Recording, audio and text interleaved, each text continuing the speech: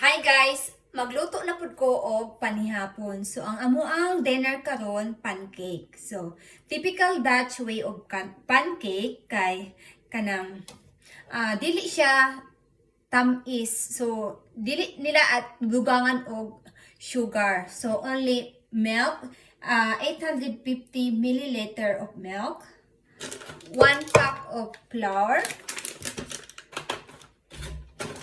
2 eggs, and butter for cooking.